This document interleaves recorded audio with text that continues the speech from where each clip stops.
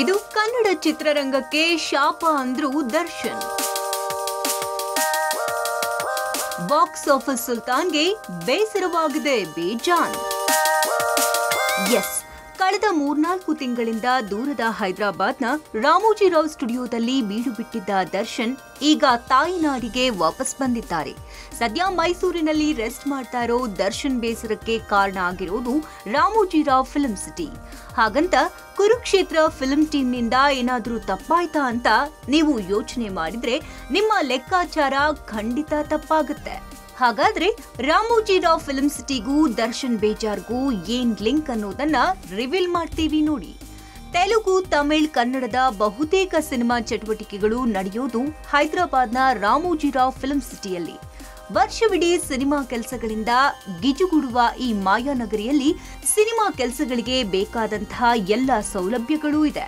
ರಾಮೋಜಿರಾವ್ ಅಂತ ಸುಸಜ್ಜಿತ shooting spot ಕರ್ನಾಟಕದಲ್ಲಿ ಇಲ್ವಲ್ಲ, ಅನಿವಾರ್ಯವಾಗಿ ಇಲ್ಲಿಗೆ ಬಂದು ಶೂಟಿಂಗ್ ಮಾಡಬೇಕಾಯ್ತು. ಇದು ನಿಜವಾಗ್ಲೂ ಶಾಪವೇ ಸರಿ ಅಂತ ದರ್ಶನ್ ಹೇಳ್ಕೊಂಡಿದ್ದಾರೆ.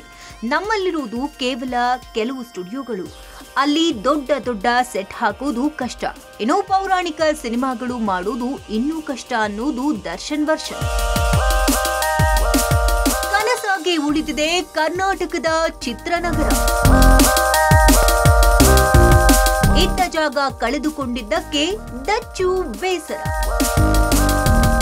ಇದರ ಜೊತೆಗೆ ಸಿನಿಮಾ ಕೆಲಸಗಳಿಗೆ ಅಂತ ಕೊಟ್ಟಿದ್ದ ಹೆಸರುಘಟ್ಟದ 240 ಎಕರೆ ಜಾಗ ಸದುಪಯೋಗ ಆಗದೆ ಇರೋದ್ರ ಬಗ್ಗೆ ದರ್ಶನ್ ಬೇಸರವಾಗಿದೆ. 2005ರಲ್ಲಿ ಕೊಟ್ಟಿದ್ದ ಈ ಜಾಗ ನಾನಾ ಕಾರಣಗಳಿಂದ ಕನ್ನಡ ಚಿತ್ರರಂಗದ ಕೈತಪ್ಪಿತು.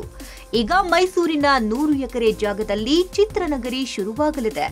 ಆದ್ರೆ ಯಾವಾಗ ಕನ್ನಡದ ಚಿತ್ರನಗರಿ ಕಂಪ್ಲೀಟ್ ಆಗುತ್ತೆ ಅನ್ನೋದಕ್ಕೆ ಕಾಲವೇ ಉತ್ತರಿಸಬೇಕು. ಓವರ್ ಆಲ್ ಆಗಿ ಕನ್ನಡ ಚಿತ್ರರಂಗಕ್ಕೆ ಇಲ್ಲದ ಫಿಲ್ಮ್ ನಗರಿ ಬಗ್ಗೆ ದಾಸ ದರ್ಶನ್ ಮನಸ್ಸಿಗೆ ಬೇಸರ ತಂದಿದೆ.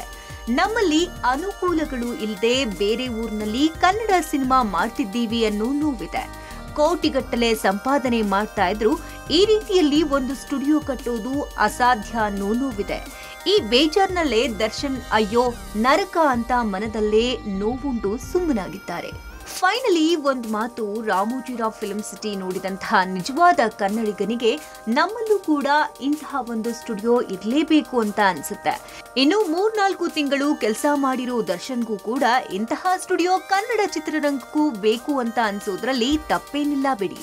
ಆದಷ್ಟು ಬೇಗ ಕನ್ನಡ ಚಿತ್ರನಗರಿ ರೆಡಿಯಾಗ್ಲಿ, ದರ್ಶನ್ ಆಸೆ ಈಡೇರ್ಲಿ, ಕನ್ನಡ ಕಲಾವಿದರ ಆಸೆಗಳು ಕೈಗೂಡ್ಲಿ ಅನ್ನೋದೇ ನಮ್ಮ ಆಶಯ. ಜೈ ಭುವನೇಶ್ವರಿ.